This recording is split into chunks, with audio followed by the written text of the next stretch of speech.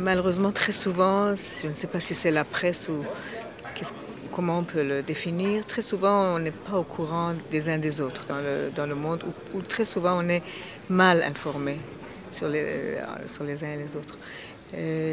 Bon, c'est un pays de toute manière qu'on peut considérer dans les zones arides et semi-arides, sauf le nord de l'Iran qui est très boisé avec la frontière avec la Russie.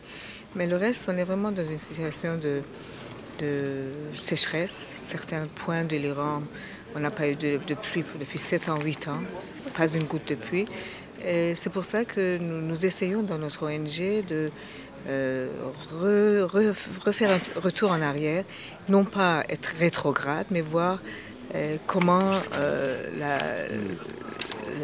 disons, les communautés de base et les peuples autochtones arrivaient intelligemment à gérer même une goutte d'eau, et on a tout oublié. Et on a aussi un autre problème, c'est que le transfert des technologies ne doit pas être fait comme ça n'importe comment.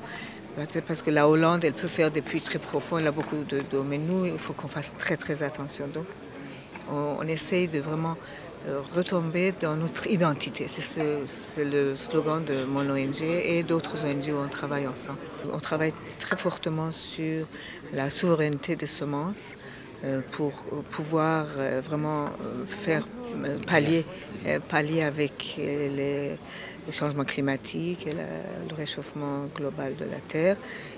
L'IFAD, par exemple, est en train de nous aider, mais c'est très dur et très difficile pour les ONG.